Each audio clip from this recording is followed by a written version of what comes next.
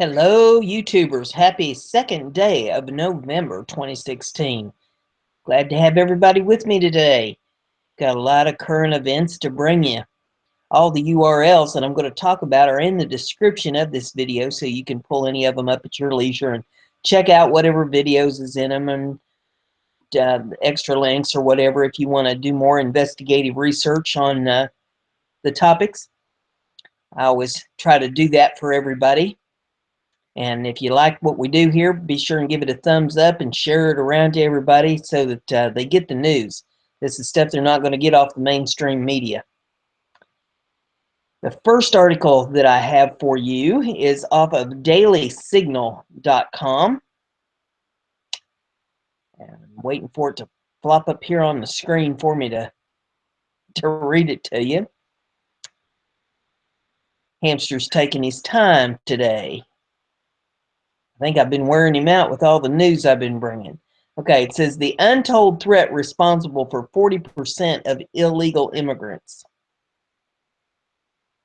The article reads, while the debate over illegal immigration tends to focus on how to control and treat those who make it across our nation's borders, a more enduring challenge for the U.S. government has been what to do to stop legal entrants from overstaying their allotted time here.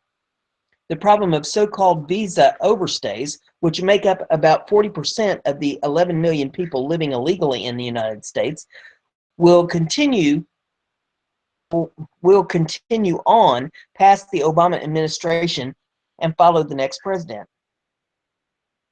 That's partially because the government has not yet delivered on its long-promised and congressionally mandated plan to create a better checkout system to track who has left the country on time and who hasn't. The visa overstays is the most overlooked issue when it comes to immigration. Representative Michael McCall, Republican of Texas, who chairs the House Homeland Security Committee, said in an interview with the Daily Signal, "It is an untold threat," McCall added. "We're allowing millions of people to overstay visas and remain in this country who could potentially pose a threat to Homeland Security. The uncertainty around the scope of the problem comes at a time when growing percentage of the illegal immigration or immigrant population is made up of visa overstays as opposed to people being apprehended at the border. For more than 20 years, the U.S. government had struggled to qualify just how many people entered the country legally with a visa and stayed too long, making it impossible to prescribe policy fixes. That finally changed in January when the Department of Homeland Security released a first-of-its-kind study reporting that 527,127 people who traveled legally to the U.S. for business or leisure and were supposed to leave the country in fiscal year 2015, in fact, overstayed their visas. This figure is larger than the 337,117 people caught crossing the border illegally last year. The long-awaited data from 2015 was not all-encompassing. It counted only visa holders who entered the U.S. by air and sea and not by land, and did not include those who came as students or temporary workers. And security experts, as well as policymakers, welcomed the new information because they thought it would force the government to move faster on methods to improve, most importantly, trying to assemble a system to obtain biometric data, such as fingerprints, facial recognition images, and eye scans on those leaving the country. The 9/11 Commission recommended the Department of Homeland Security complete an entry and exit system as soon as possible, viewing it as an important national security tool because two of the hijackers on September 11, 2001 had overstayed their visas. And logistical challenges, the government has introduced various pilot projects at some airports and land borders, but is still a few years off from implementing a biometric exit system on a large scale. Homeland Security Secretary Jay Johnson has pledged to have biometric checks in 2018, and Congress in last year's omnibus spending bill authorized $1 billion in visa fee increases over 10 years to pay for exit system. The struggle to install a biometric exit tracking system is well known. Foreigners who applied to enter the U.S. on visas are interviewed and photographed and have their fingerprints taken at a consulate overseas before arriving here. Biometric data on those exiting the country is not as easy. That's because U.S. airports do not have exclusive terminals for domestic and international flights, which makes it hard for officers from Homeland Security, Customs, and Border Patrol travelers and get their information. Most countries have a designated checkout system built in airports. Stuart Verdery, a senior Homeland Security official during George W. Bush's administration, said in an interview with the Daily Signal. Verdery added, "We just didn't build our airports this way. So the question is, where do you collect the information in a way that doesn't inconvenience travelers and is actually effective in making sure someone has left? None of the options are particularly great." And though the biometric equipment is very mature, there's also a manpower issue over who maintains the machines. To satisfy these limitations, Verdery expects the government to pursue a facial recognition exit system that automatically would snap a traveler's photograph, likely at the gate. Even if the U.S. were to settle on a workable exit tracking method, some national security experts doubt that such a system would be an effective counterterrorism tool, especially when considering its cost. David Insera, a Homeland Security expert in the Heritage Foundation, says the government could just as well use already collected biographical information, such as traveler's name, date of birth, to track exits and collect overstay data. But other experts say bad actors could use fake passports and aliases to bypass a system that did not require biometrics, such as fingerprints and facial recognition. No matter the method used, Insera and other experts note that an exit system simply reveals who has departed and remained in the country. It would not help discover where those that stayed are living and whether they present a security risk. Even if you have the greatest biometric exit system, if someone doesn't leave, it doesn't matter, Insera said, adding, "You are now left with the problem of every other police officer looking for someone. They are a missing person who doesn't want to be found. If you want to stop visa overstays, the solution isn't to spend money on an exit system." And Sarah argues that policymakers instead should give money to intelligence agencies such as Homeland Security's Immigration and Customs Enforcement so they can go into communities and try to locate and deport people who overstay their visas. Yet other experts are doubtful that would happen. They say the government does not prioritize enforcing immigration laws against those who stayed past their visa expiration date because those travelers were screened before coming here. In terms of removing a garden variety illegal immigrant, you aren't going to search for somebody that on that basis. Edward Alden, an immigration and visa policy expert at the Council on Foreign Relations, said in an interview with the Daily Signal. The notion we will have some special dedicated effort to go find overstays, I find completely impossible. Alden says the government can take simpler steps to deter visa overstays by emailing reminders to foreigners of their expected departure date, specifying the consequences of not leaving on time. Many who overstay their visas don't intend to settle in America, Alden contends. The Homeland Security report from earlier this year found that as of January 4th, a total of 416,500 of the 527,127 overstays in 2015 remained in the U.S. More have left the country since then, the government says. The government also has taken diplomatic steps to better track foreign visitors, especially by improving information sharing with Canada, the country that had the most overstays in the U.S. The U.S. and Canada exchange names and biographical information of those from third countries who enter on their shared border. Mexico, the second largest source of visa overstays in the U.S., generally does not have the capacity to exchange information like that, Alden said. Despite these improvements, Congress is not backing off its demand for a biometric exit system. McCall, the chairman of the House Homeland Security Committee, says he hopes for a vote next year on a broad border security bill he sponsored last year. It includes a provision requiring the government to establish an exit system at the 15 largest airports, seaports, and land ports within 2 years. The legislation, which President Barack Obama promised to veto, would impose financial and other penalties on Department of Homeland Security political appointees if the government fails to meet the timeline. Having the best data possible, supporters of the exit system say, will give the government incentive to more aggressively enforce the law against those who've overstayed visas. I think once the government gets an exit system up and running, they'll be serious about enforcement, Verity said, adding, we will never have a system where we will go out and find someone who overstays and just wants to do nothing on their buddy's couch, but we will go out and find them when they try to get a job, draw the attention of law enforcement, or illegally try to claim benefits. Next one we have is off of conservativefiringline.com. It says, Trump gave $10,000 to family of Pastor Saeed Abdini while he was held hostage in Iranian prison.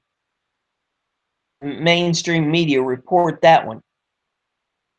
Trump's generosity in a media campaign to flatten the challenger chosen Hillary. Bet they would have reported this story if Hillary donated to this family while he was being prosecuted by radical Islamists.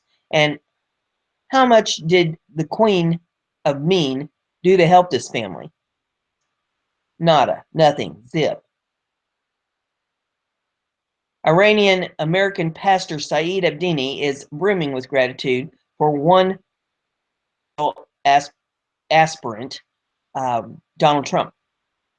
In a surprising revelation, Abdini said the Republican presidential nominee helped provide for the needs of his family in Boise, Idaho, while he was locked up in an Iranian prison for his faith. The pastor said Trump gave his family $10,000 for 3.5 years. I'm finally free. Last year, on the same day, I was sick and in chains for Christ, and now I can vote to choose my next president, Abdini said in a post on his Facebook page on Sunday. And most amazingly, I can vote for someone that I know fought for me and called my name so many times. He met my family and gave them a $10,000 gift. I think his ideas are more biblical than the other candidate, he added. In contrast, Abdini said Democratic presidential nominee Hillary Clinton did not do or say anything to help secure his release from Iranian prison. The pastor said Clinton never spoke his name or met his family. Perhaps if the pastor was an imam, good old Hillary would have bucked up. Maybe she would have used her influence as former Secretary of State to get him home. What's that sound I hear in the distance? Oh yeah, more crickets. And there's some related articles that you can click on and some video and stuff in that if you want to take a look at it. The next one we have is off of ourfree.com. Police at Standing Rock is working for this man. The months-long Dakota Access Keystone XL pipeline protest at Standing Rock Indian Reservation by Native Americans and those sympathetic to protection of our water supply has been met with heavy-handed and brutal clampdown by police and the National Guard. Goons in battle dress have stormed protector camps with LRAD sonic weapons, attack dogs, tear gas tasers, and even live ammunition, killing horses, while politicians and mainstream media do their best to ignore this growing atrocity, hoping to wait it out until the protesters give up. But as the saying goes, water is life, and the issue of life and death is at the root of this protection movement. Therefore, for people concerned with life, giving up on this simply is unthinkable. The root issue justifying state oppression of the protest is capitalism and the perception that money is more important than life itself. When the police and the National Guard attack U.S. citizens on private property to protect corporate interests, who are they really working for? The corporate dream of the Keystone XL pipeline is to create a profit stream for a small number of people at the expense of the natural world and anyone in the way. At the top of this pyramid of profit is Texas billionaire Kelcy Warren, CEO of Energy Transfer Partners, the company responsible for the project. So who's Kelcy Warren? A native of East Texas and graduate of the University of Texas at Arlington with a degree in civil engineering. Warren worked in the natural gas industry and became co-chair of Energy Transfer Equity in 2007. With business partner Ray Davis, co-owner of the Texas Rangers baseball team, Warren built Energy Transfer Equity into one of the nation's largest pipeline companies, which now owns about 71,000 miles of pipelines carrying natural gas liquids, refined products, and crude oil. The company's holdings include Sunoco, Southern Union, and Regency Energy Partners. Forbes estimates the 60-year-old Warren personal wealth at $4 billion. Bloomberg described him as among America's new shale tycoons, but rather than building a fortune by drilling, he takes the stuff others pull from underground and moves it from one place to another, chilling, boiling, pressurizing, and processing it until it's worth more than when it burst from the wellhead. Shockingly, in 2015, the governor of Texas, Greg Abbott, appointed Warren to the Texas Parks and Wildlife Commission, which is an insult to environmentalists working to protect Big Bend National Park and surrounding sacred tribal lands from another $770 million pipeline project. According to the governor's office, the State Parks and Wildlife Commission manages and conserves the natural and cultural resources of Texas, along with ensuring the future of hunting and fishing outdoor recreation opportunities for Texans. The glaring conflict of interest has inspired environmental science major at UTSA and former Texas State Park Ambassador Andrew Lucas to begin a drive to have Warren removed from his environmentalist post. The petition is described here, and it says, most people know Kelcy Warren is the man behind the controversial Dakota Access Pipeline. The Dallas-based billionaire and CEO of Energy Transfer Partners has been making headlines for fast-tracking a 1,100-mile crude oil pipeline across the Midwest and under the Missouri River, just north of Standing Rock Sioux Reservation. No environmental impact assessment, no respect for cultural sites, and no regard for local and widespread communities living along the river. A similar story is unfolding out in West Texas, where Warren's company has split through the pristine Big Bend region with the 200-mile Comanche Trail pipeline and nearly complete 143-mile Trans-Pecos pipeline. These pipelines mark the way for massive natural gas and oil developments in the Trans-Pecos region. With untold damage unfolding for cultural and environmental resources at the hands of Energy Transfer Partners, it would surprise most to know that nearly a year ago, Texas Governor Greg Abbott appointed Kelcy Warren for a 6-year term as one of the 10 commissioners who presides over Texas Parks and Wildlife. Why? Probably the $550,000 in campaign contributions Abbott received from Warren. Footage of militarized police using the long-range acoustic device, crowd control weapon, against protesters at Standing Rock on October the 27th of 2016. You can watch video of that. It says Warren is listed as number 150 on Forbes' list of wealthiest Americans with an estimated net worth of $4.2 billion in September of 2016. He is the head of the Dakota Access Pipeline snake. If you're scratching your head wondering why militarized police and private security contractors are are beating, gassing, and attacking peaceful resistors, including women, children, and the elderly? And the answer is they're doing it to protect the interest of Kelsey Warren and others invested in this pipeline project. Next article I have for you is off of the sleuthjournal.com. Waiting for the hamster to put it up on the page. Come on, buddy. You can do it. Okay, here we go. You won't believe what this congressman is planning to do if Trump loses. And there is video in this if you want to see the video. And this says, if I can get it to slow down here. Here we go. We are less than 2 weeks away from the moment of truth, when the results of the 2016 presidential election will more than likely be tallied. And we have a new president-elect, at least in name anyway, if nothing else. I'll preface this post by saying it's not too late for people to still take as many precautions as possible in hopes of ensuring their family's safety, not if, but when hell breaks loose upon the announcement of the election's winner. The media has done their best to conceal it for whatever reason, but there have been ample warnings that there is the potential for massive amounts of violence regardless of who wins. The second video below runs through a laundry list of crimes committed by Hillary Clinton, which has a lot to do with why 4 in 10 Trump supporters say they won't recognize the legitimacy of Clinton as president if she prevails, because they say she wouldn't have won fair and square. The second video cites specifics, and when you hear them, it's no wonder why former Congressman Joe Walsh called for armed revolution Wednesday if Donald Trump is not elected president.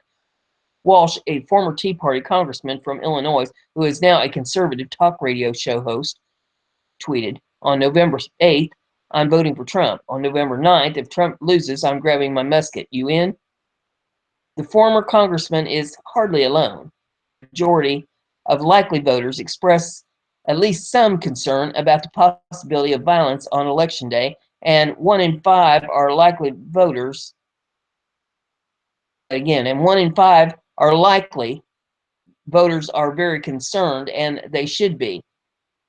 One 69-year-old gentleman from Michigan said as the polls began shifting towards Hillary, he slowly began buying more ammunition. If Hillary Clinton and the Democrats win on November the 8th, things will not go well for Hillary Clinton's political enemies. 70 of them are dead, 5 of which died in just 6 weeks under mysterious circumstances during the primaries that Hillary stole from Bernie Sanders. In the first video below, I review warnings issued by both sides of what will happen if the other party's candidate wins. So far, if Hillary wins, we have one former congressman going for his gun, and if Trump wins, we have Black Lives Matter members saying back in March, "Dear white people, if Trump wins, young ends such as myself are fully hell-bent on inciting riots everywhere we go, just so you know." And then there's a video here that you can take a look at, and underneath it says, "The question posed, what would you do, is primarily directed at Trump supporters if Hillary wins, because the only way she's winning anything is by fraudulently stealing it, and doing so with Obama's help. How can we make that assertion without any doubt? Starting off light, we know not just from Project Veritas videos released this week, but also from Federal Election Commission records, that activist was caught on camera bragging about having helped start violent disruptions at Donald Trump campaign rallies, and brags that was paid by Clinton campaign directly right before she stirred up trouble. The Project Veritas videos this week merely confirmed the initial account.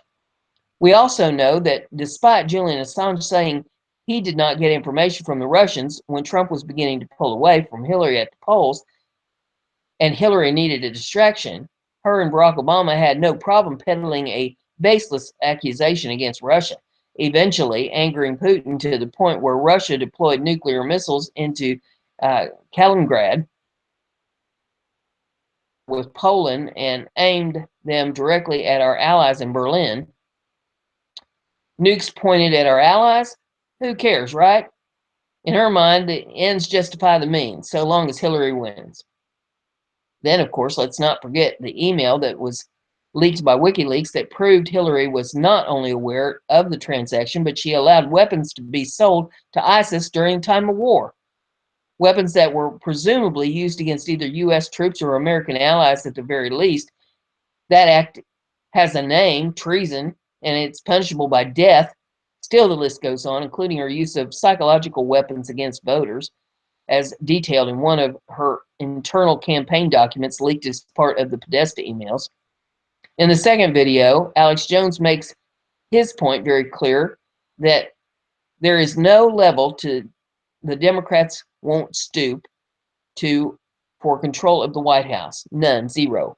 Furthermore, if by some chance all their fraud isn't enough and Hillary doesn't win, they plan to burn American cities to the ground. Have you heard of any plans put in place by Obama to stop that?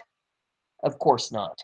Trump supporters, if Hillary is willing to do all those things and so many more I don't have the time to go into, but have been well documented, just so she can gain entry into the Oval Office, what do you think she'll act like once she takes possession of the Oval Office as president?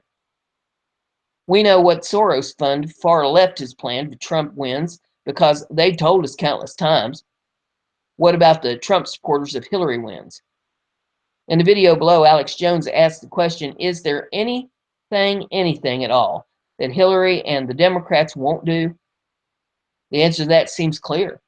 The question is then really whether people think that if Hillary is announced as the winner, is it likely that the American voters will put up with that criminal behavior and just roll over, or is it more likely that we're going to see some violence break out? You tell me.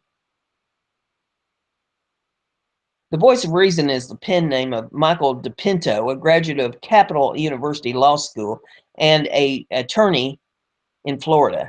Having worked in the World Trade Center along with other family and friends, Michael was baptized by fire into the world of politics on September the 11th, 2001. Michael's political journey began with tuning in religiously to whatever the talking heads on television had to say.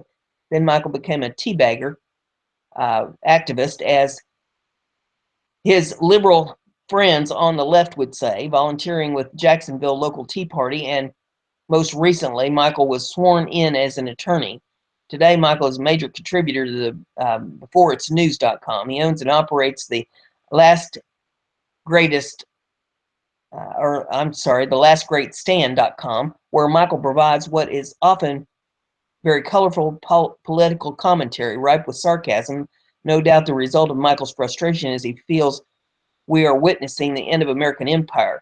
The topics Michael most often weighs in on are martial law, FEMA camps, Jade Helm, economic issues, government corruption, and government conspiracies. And he's the one that wrote this article. I thought that was worth honorable mention because it's very well written. The next article that we have here is off of WashingtonExaminer.com. It says, Obama set to break red tape record.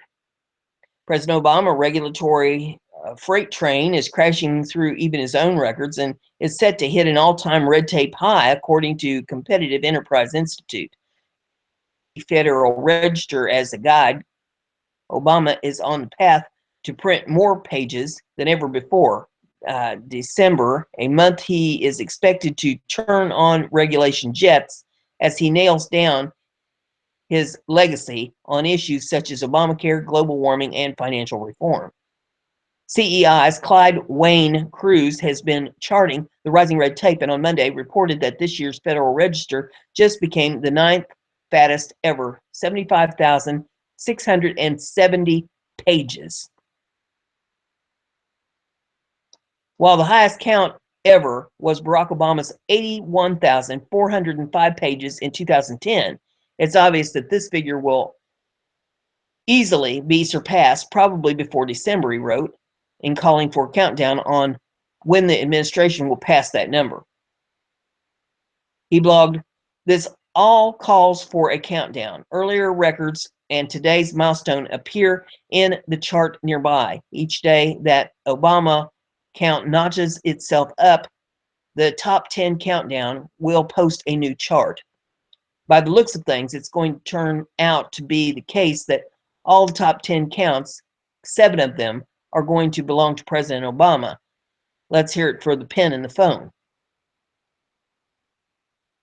Next article I have for you is off of the Washington Examiner. And this one, pop up on my screen here, says Sessions, critical alert.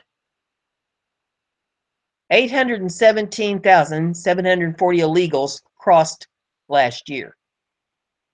And there is video in this if you want to watch the video. It says, in a bid to put the issue of illegal immigration back to presidential debate, outspoken critic Senator Jeff Sessions on Monday issued a critical alert warning of a potentially historic surge.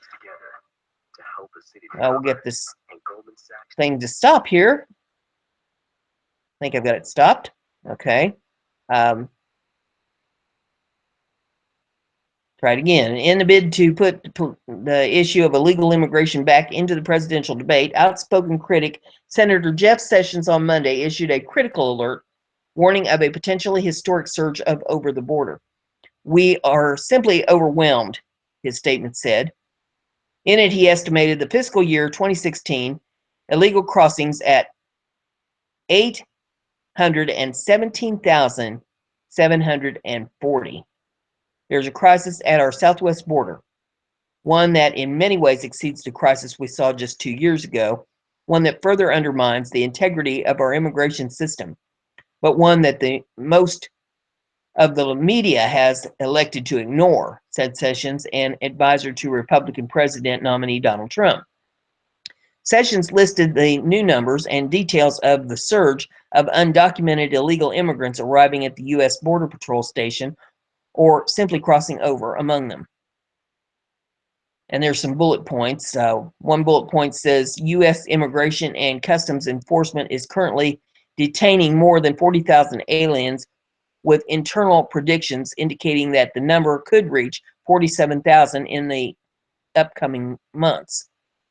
Next bullet point, in fiscal 2016, the U.S. Border Patrol apprehended 408,870 illegal aliens at the southern border, a number 23% higher than in fiscal year 2015.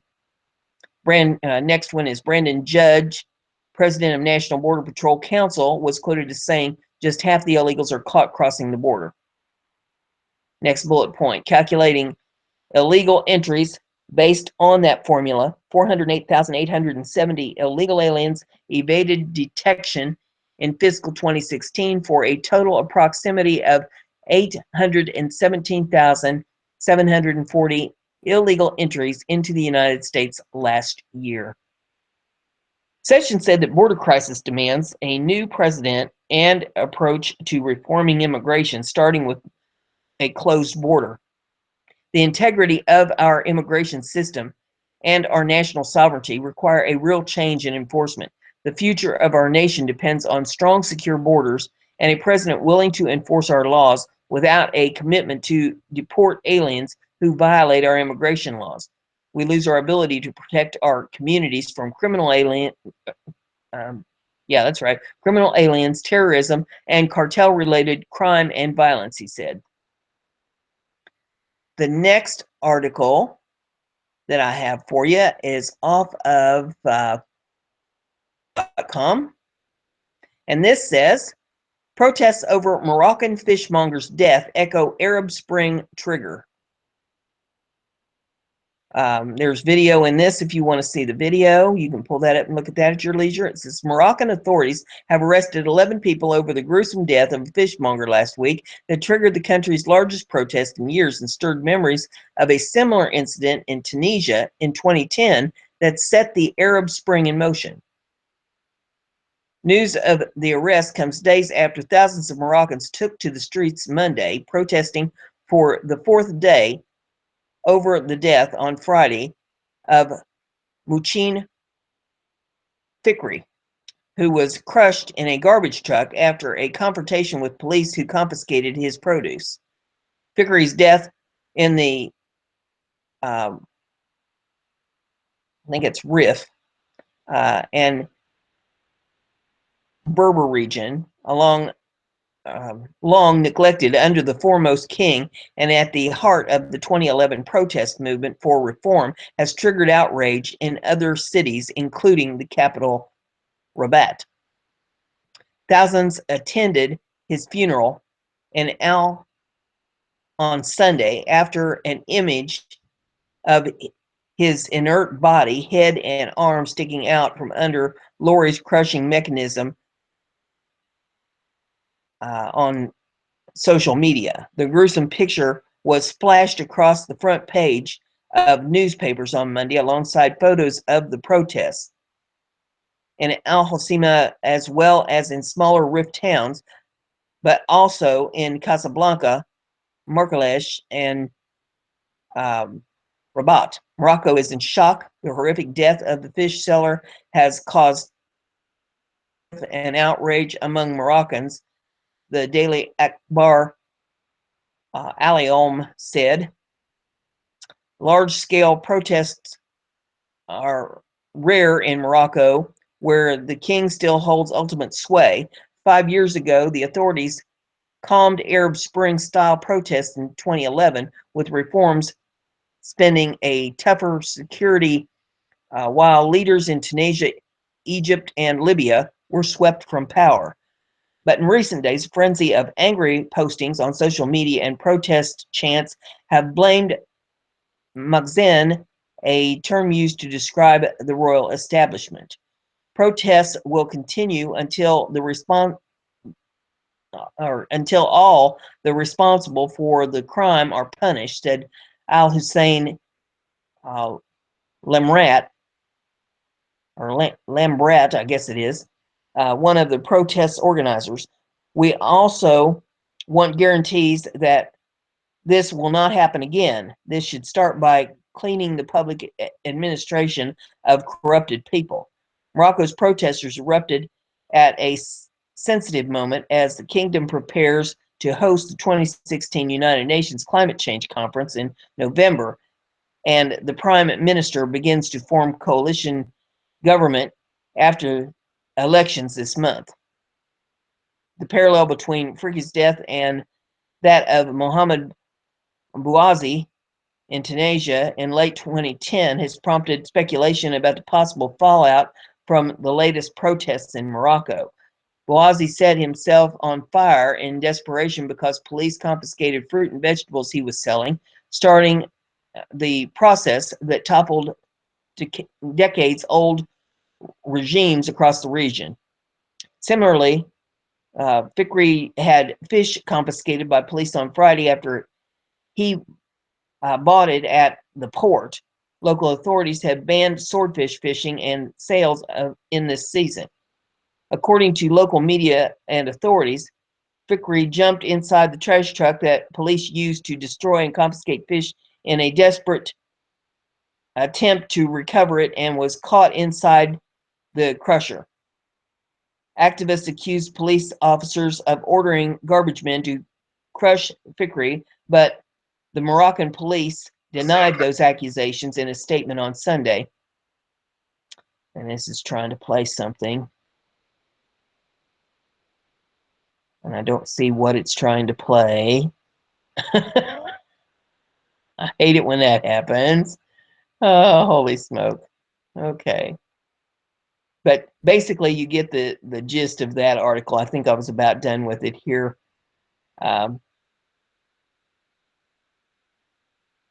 Let's see. Yeah, that pretty much wrapped it up. Last paragraph was on Tuesday. Prosecutors said 11 people arrested over Fikri's death had appeared before an investigating magistrate in connection with allegations of involuntary manslaughter and forgery of public documents. So there's that article for you. Next one we have is off of dailysignal.com. This federal judge asked why Obama administration isn't admitting Christian Syrian refugees. In an otherwise unremarkable opinion over Federal Freedom of Information Act, federal appellate court judge has issued a sharp rejoinder to the Obama administration over an issue that has been discussed in the news: the almost complete lack of Syrian Christian refugees being brought over to the U.S. The Heartland Alliance National Immigrant Justice Center, a progressive liberal advocacy organization dedicated to ensuring human rights protections for immigrants and asylum seekers, including apparently terrorists, filed an FOIA lawsuit against the Department of Homeland Security. The lawsuit claimed that DHS was refusing to release the identity of Tier 3 terrorist organizations, unlike the identities of what are defined as Tier 1 and Tier 2 terrorist groups that are publicly identified. The Tier 3 terrorist organizations tend to be groups about which the U.S. government does not have good intelligence, making it essential that the DHS be able to obtain information about them during screening interviews that are as focused and complete as possible. The government argued that Tier 3 terrorist organizations are exempt from disclosure under FOIA because it would disclose techniques and procedures for law enforcement investigations. Individuals in Tier 3 groups are more likely than other asylum seekers to commit violent and otherwise unlawful acts. The court accepted the government's assertion that if immigrants become aware of the identity of these Tier 3 organizations, which the Heartland Alliance made it clear it intended to publicize, then members of the groups would have a very strong incentive to falsify or misrepresent their encounter activities and associations with the terrorist group. If the immigrants don't know a terrorist organization they have been associated with has been identified by the government, they are likely to be less guarded in answering questions about it, their activities, or associations with the organization. All three members of the panel agreed that the FOIA exemption applied, particularly because the Heartland Alliance could not explain what the government would gain by pretending that a harmless organization are actually terrorist groups. The Heartland Alliance also made it clear that its goal in the litigation was to discredit the government's classification of terrorist organizations, according to the court. Both the tone and content of its brief signal its disbelief that the government has secrets worth keeping from asylum seekers and their helpers. However, in a spirited concurrence written by Judge Daniel Mannion, the judge expresses his concern about the apparent lack of Syrian Christians as part of the immigrants from that country. According to Mannion, it is well documented that the refugees are not representative of a war-torn area in the world. 10% of the Syrian population is Christian, yet less than 0.5% in Syrian refugees admitted to the United States this year are Christian.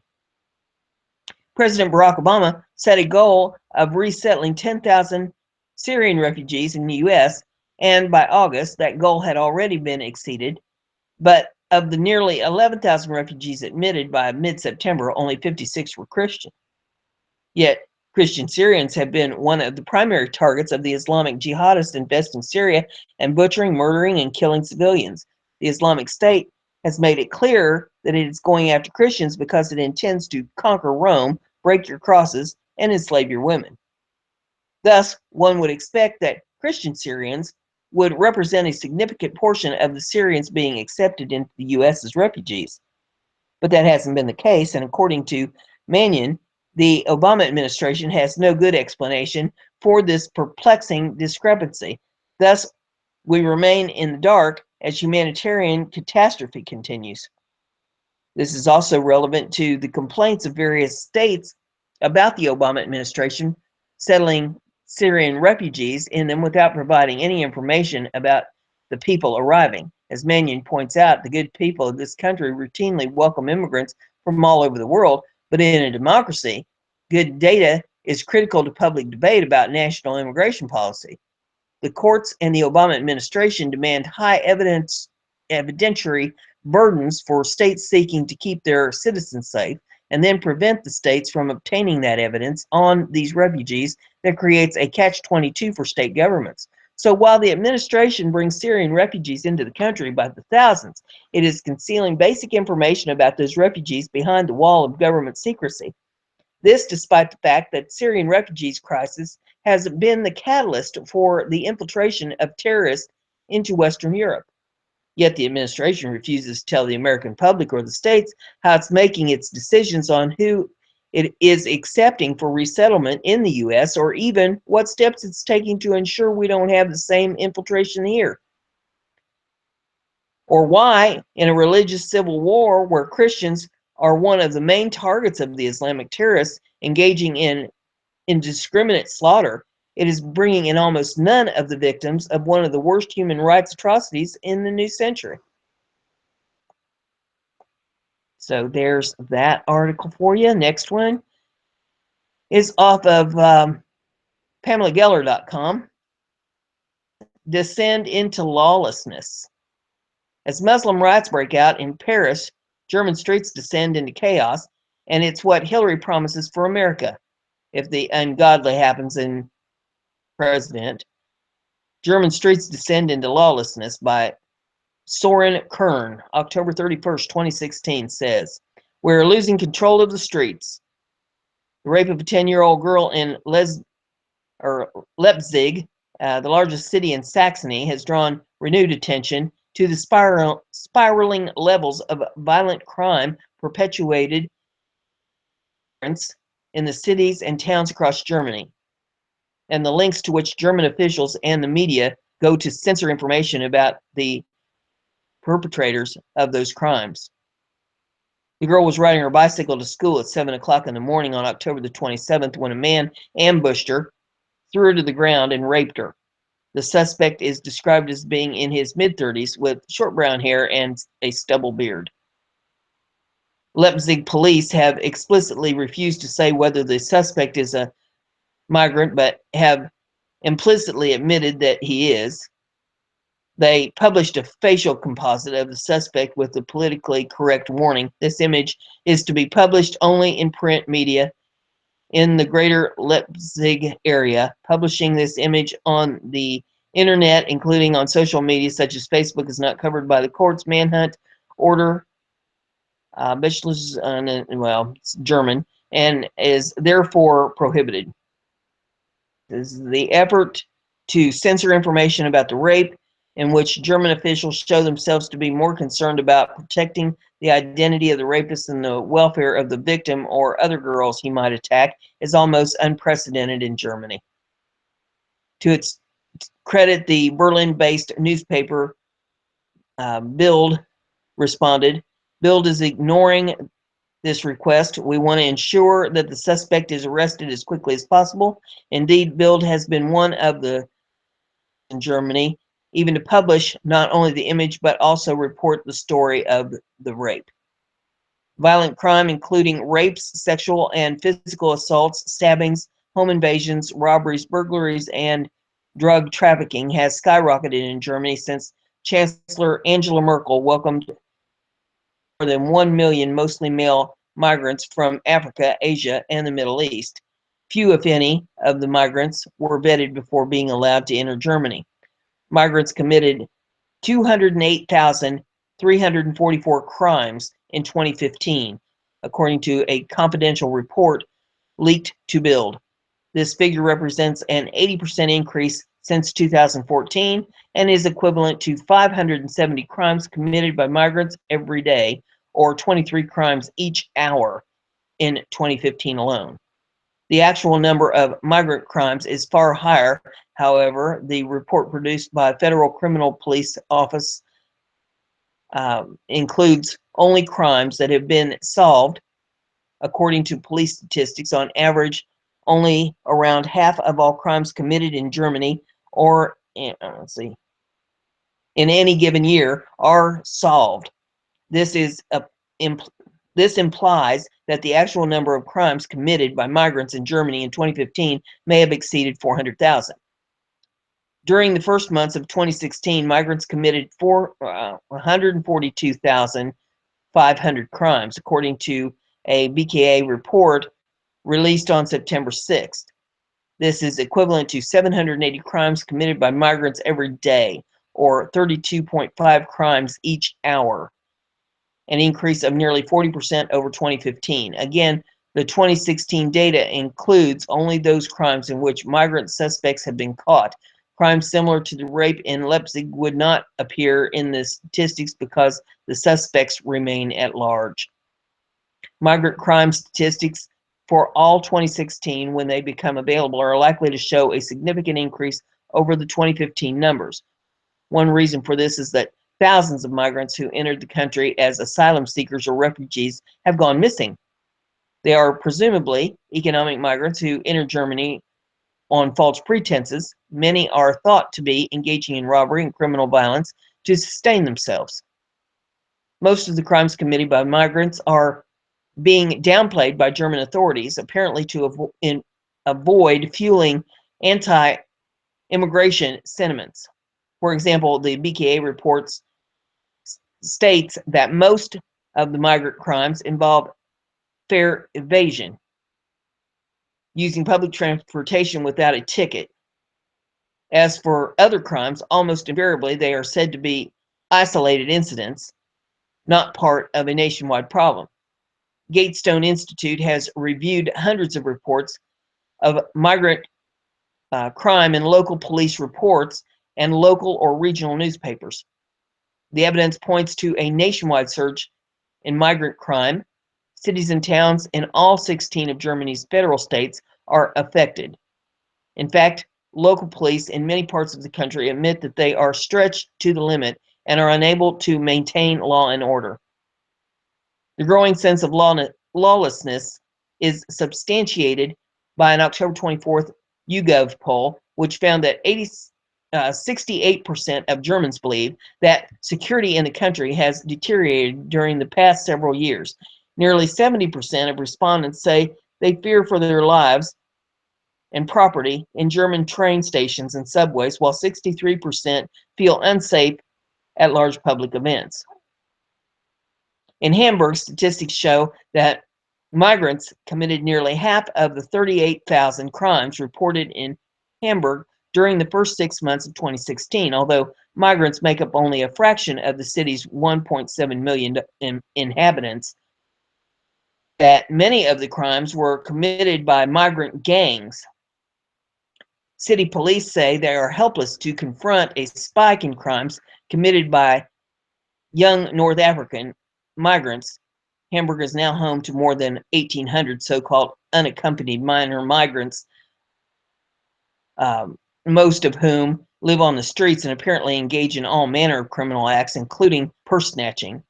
More than 20,000 purses are snatched in Hamburg every year by males between the ages of 20 and 30 who come from Balkans or North Africa, according to Norman Grossman, the director of Federal Police Inspector's Office in Hamburg.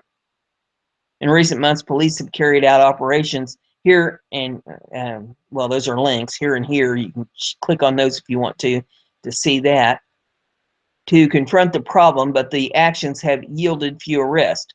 Local media report that gangs of migrant youth have effectively taken over parts of Stig, one of the most prestigious boulevards in Hamburg. Many citizens are avoiding the area, which recently underwent a multi-million euro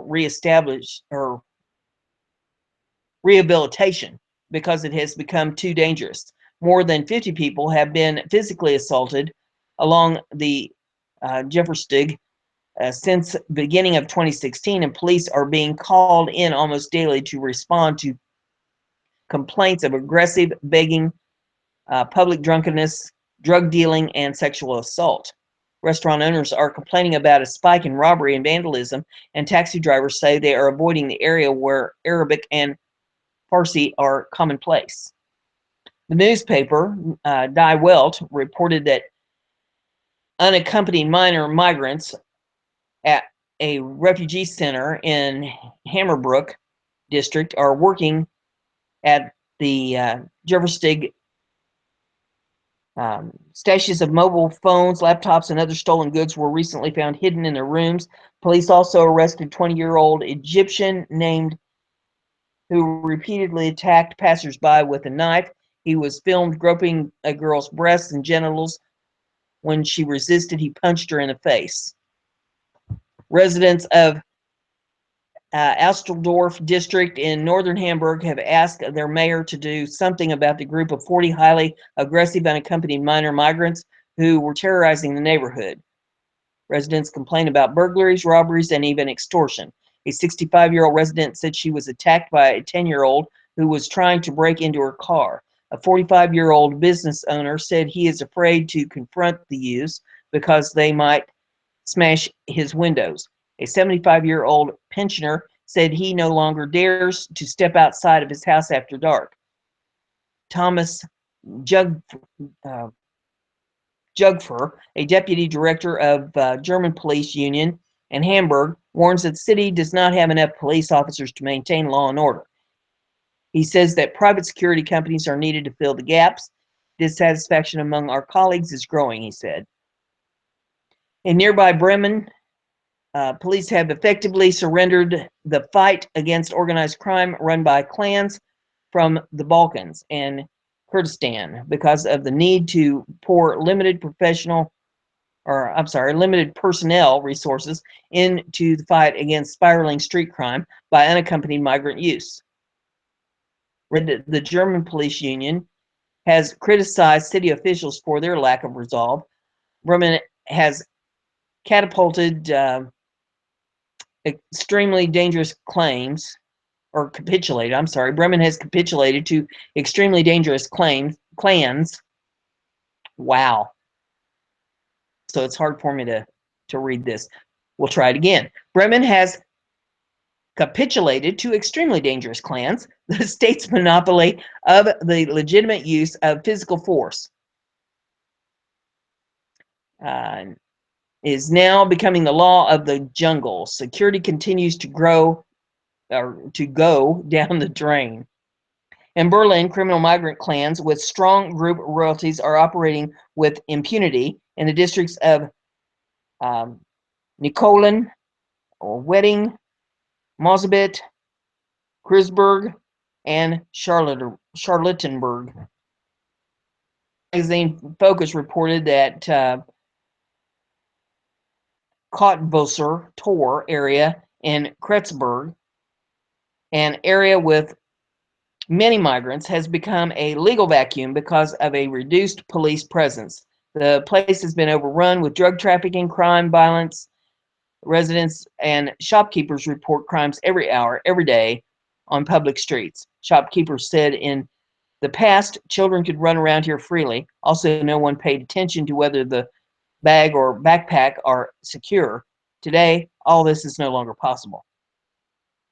According to Focus, during the day, the area is full of heroin corpses, and at night, pickpockets are on the go, private security guards said. Drug trafficking takes place right before our eyes.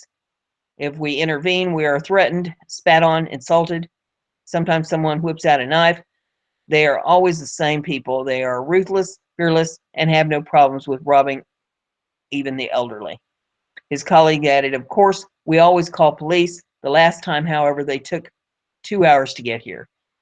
In Ruhr region, the largest metropolitan region in Germany, police statistics show that Algerians committed more than 13,000 crimes in 2015, more than twice as many as in 2014, 14,700 crimes, and Tunisians more than 2,000 crimes.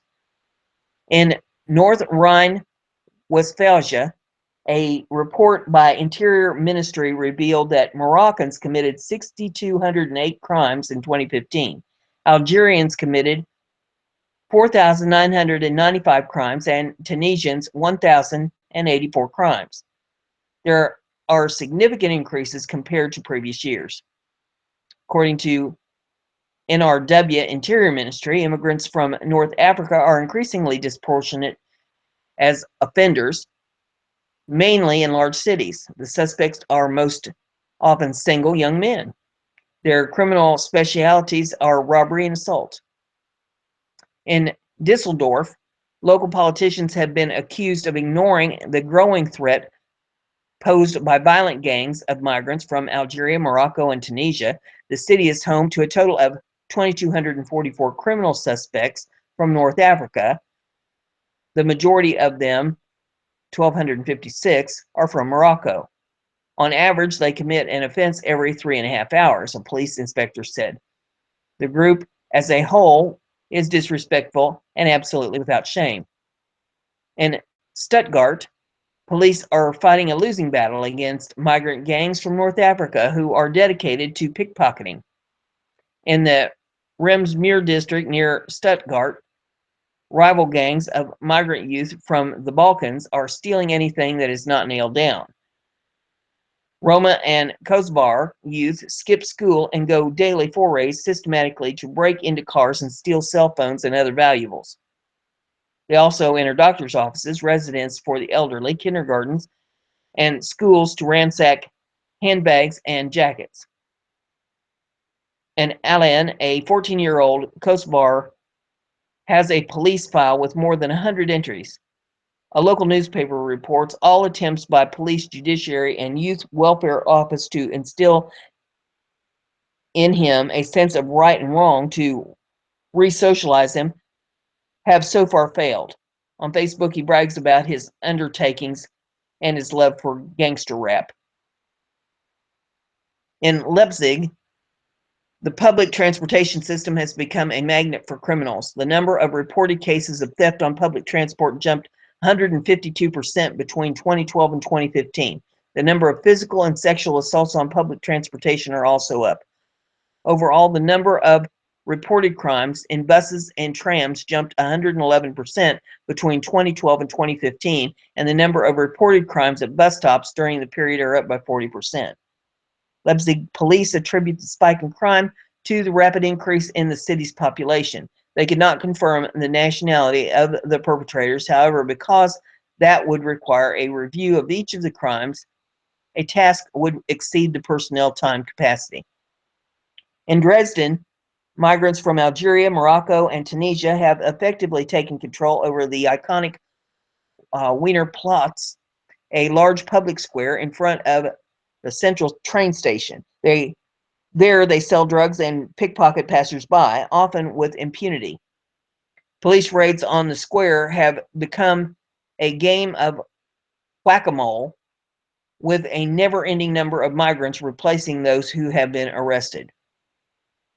In Schwerin, roving bands of migrant youths armed with knives have made the city center increasingly dangerous day and night.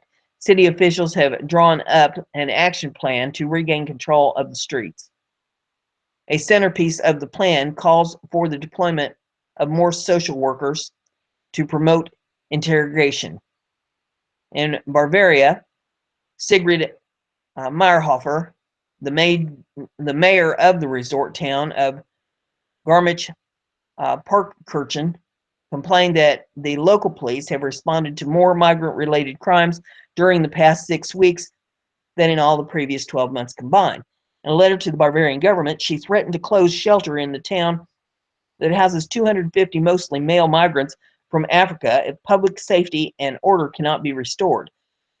She has also warned female residents of the town to avoid being outside after dark. In a best-selling book, Tanya Kambori, a German police officer, describes the deteriorating security situation in Germany due to migrants who, she says, have no respect for law and order. In an interview with Deutschlandfunk radio, she said, "For weeks, months, and years, I have noticed that Muslims, mostly young men, do not have even a minimum level of respect for the police. Even when we're out patrolling the streets, we are verbally abused by young Muslims. There is the body language and insults like SH cop when passing by. If we make traffic stops, the aggression increases even further. This is overwhelmingly the case with migrants. I wish these problems were recognized and clearly addressed. If necessary, laws need to be strengthened. It is also very important that the judges issue effective rulings. It cannot be that offenders continue to fill the police files, hurt us physically, insult us, whatever, and there are no consequences. Many cases are closed or offenders are released on probation or whatever. Yes, that's what's happening in the courts today, is a joke." The growing disrespect, the increasing violence against police, we are losing control of the streets, unquote.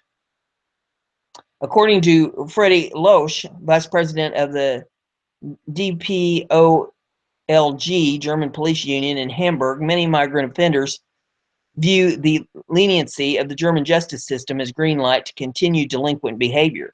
They are used to tougher consequences in their home countries, he said. They have no respect for us. And that's how that article goes. There's a lot more stuff underneath this. Looks like some kind of a journal of crimes, if you wanted to read up on that. And there's some video, so you can check that out at your leisure. The next one is off of OregonLive.com. Charges against Oregon refugee, or try this again. Drop charges against Oregon refuge occupiers awaiting trial, defense lawyers would say. And there's a slideshow in that if you want to take a look at that. And this is how it reads. The government should drop charges against other occupiers of the Malheur National Wildlife Refuge who are awaiting trial in February now that the jury has acquitted the takeover leaders, Oregon's federal public defender says. There are serious questions concerning the fairness of continuing to prosecute the charge when a jury of 12 citizens unanimously agreed the leaders of the alleged conspiracy are not guilty. Federal public defender Lisa Hayes says 26 people were indicted on federal conspiracy charges in the 41-day refuge seizure. Of those, 11 pled guilty. Organizer Ryan Payne, a U.S. Army veteran from Montana who led tactical training at the refuge and is Hayes' client. 7 are scheduled for trial on February 14th. Ammon Bundy, his older brother Ryan, and 5 others were acquitted last Thursday. Prosecutors dropped the charge against Pete Santilli, a self-described independent broadcaster. Payne filed a motion in mid-October to withdraw his guilty plea to the conspiracy charge, saying an expected plea deal in a pending Nevada indictment had fallen through. Nevada case stems from the April 2014 standoff with federal agents over cattle grazing rights outside Rancher Cliven Bundy's ranch in Bunkerville. The Bundy brothers, Ammon Bundy's bodyguard Brian Cavalier, Joseph O'Shaughnessy, Blaine Cooper, and Santilli were indicted on similar charges in Nevada, including conspiracy to impede and assault federal officers. Payne is being held in Nevada. The Bundys, as of 4:25 p.m. on Monday afternoon, are still in jail in Oregon awaiting transfer to Las Vegas. Payne also didn't have full information about FBI informants at the refuge during the occupation when he entered his guilty plea, Hayes said. Payne's statement during his Oregon plea hearing were equivocal, suggesting he had serious misgivings and reservations regarding the basis for the deal, according to his motion. The jury's verdict is a clear statement that the harsh criminal laws should not be used to suppress free speech and expression of opinion, even if the message may be disagreeable to others, Hayes said. Prosecutors had a Monday deadline to file a response to Payne's request to withdraw his plea, but the courts granted their request to delay their response until next Monday. They're expected to object to Payne's motion. A judge has discretion in deciding whether to allow a defendant to withdraw a plea.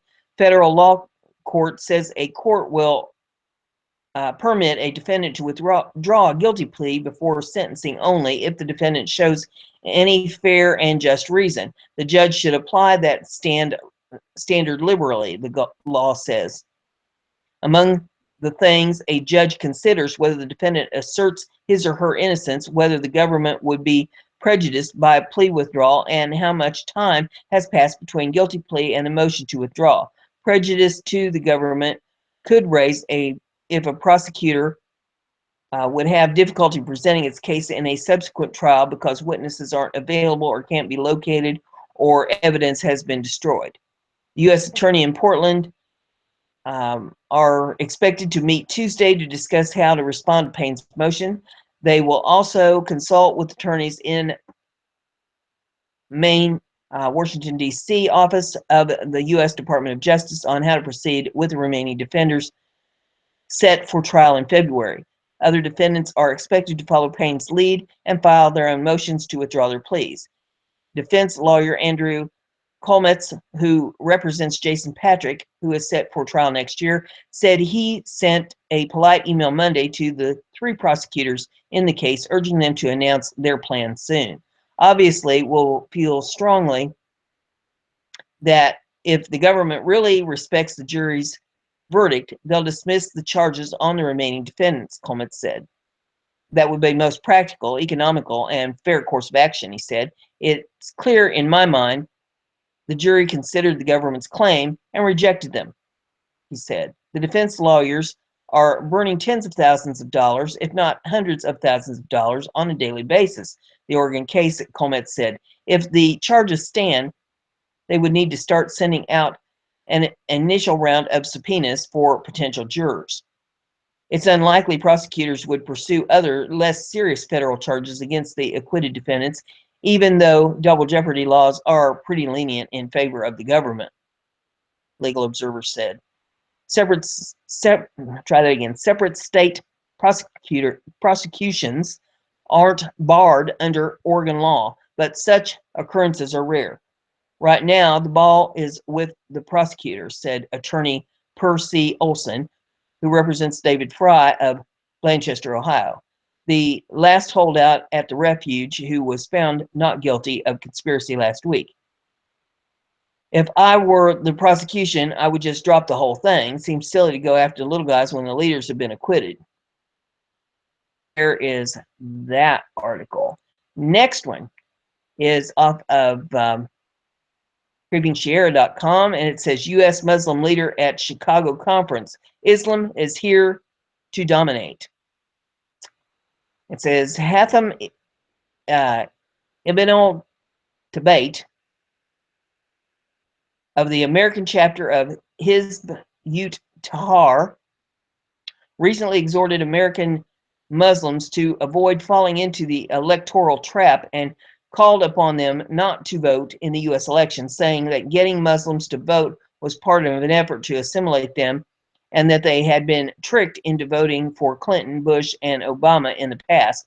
Speaking at the GAFA 2016 conference held in Chicago on May the 15th, Ibn Tabath further called Obama a terrorist and said that Islam is here to dominate.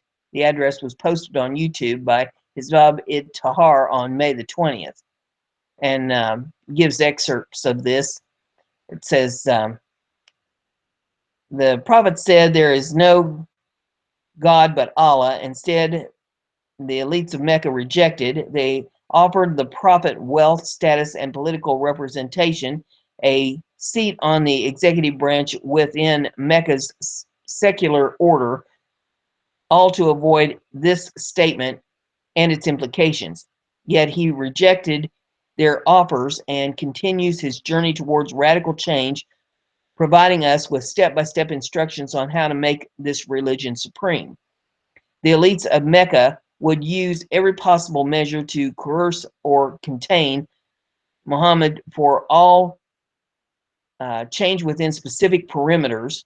Those perimeters would permit the changing of anything that did not threaten their systems and infringe on their power. But this message is not to not to integrate. It is here to dominate. Islam is here to dominate. This was an ideological struggle, the sole purpose of which was to organize man's affairs in accordance with the system revealed by Allah. And this goes on in pretty much a chant to Allah. And then it says there was no room for compromise. Instead, Allah revealed the prophet saying, proclaim openly as commanded and turn away from those who associate with others or associate others with Allah. Proclaim openly as commanded by Allah. This is our activism. It is free of polytheism, the polytheism of secular system. Activism within a flawed kafar system is forbidden. Tell them to choose this kafar over that kafar, or this kafar over another kafar? Is this what we have succumbed to? Choosing Sanders over Trump? What about Islam? Is that a choice? As Muslims, you need to stand as carriers of an alternative way of life, an alternative political system, Sharia. For Muslims in the West, this is not about the lesser of evils. It isn't about Sanders versus Trump. It's about Islam versus capitalism. You cannot raise your hands to Allah while extending your hands to men for legislation. Every 4 years, you do just that. Muslims are pressured to get out there and vote, believing somehow that their insignificant numbers have an impact. The effort to get Muslims out there to vote has never been about their significance. It's about part of an effort to assimilate Muslims. So there's that article. Wow. Next one is off of military.com. It says sailor gets year in prison for taking photos of a nuclear sub. Bridgeport, Connecticut. A U.S. Navy sailor has been sentenced to a year in prison for taking photos of classified areas inside a nuclear attack submarine while it was in port in Connecticut.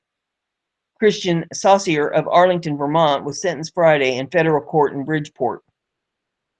Saucier pled guilty in May to unauthorized detention of defense information. He also must serve 6 months of home confinement. Saucier compared his case to Democratic presidential nominee Hillary Clinton's use of a private email server when she was Secretary of State. The FBI declined to charge Clinton for her handling of classified information while using the server. Saucier took 6 photos inside the USS Alexandria in 2009 when it was in Gorton. The photos were on a phone that was found at a waste transfer station in Connecticut. And yet, Hillary walks free. The last one I have for you, this will be your feel good. I thought this, after all that negative news, you needed something sweet and cute and something that'll make you smile. So I dug this up. It's a minute long. I think you'll enjoy it. I'm going to do it on a screen share and get it up here and play it for you.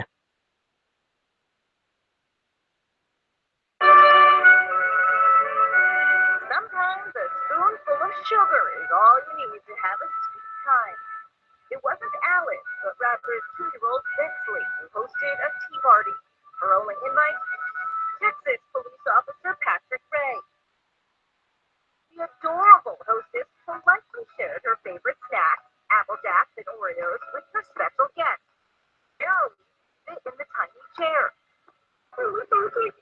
The cute pair became close after Officer Ray saved Bexley from choking on a coin. This is video of the rescue from his body camera. The tea party is this toddler's way of saying thank you to the brave man in blue who saved her life.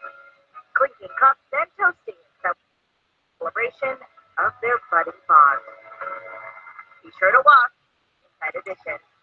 I thought you'd enjoy that. That's a cute little video there. And he saved that little girl's life, and she had him to a tea party. And I just thought that was sweet. You know, if somebody's done something good for you, try to find some small way to thank them for what they did for you. Or if you see somebody that's in need, fix whatever it is if you can, whatever small thing that they may need help with.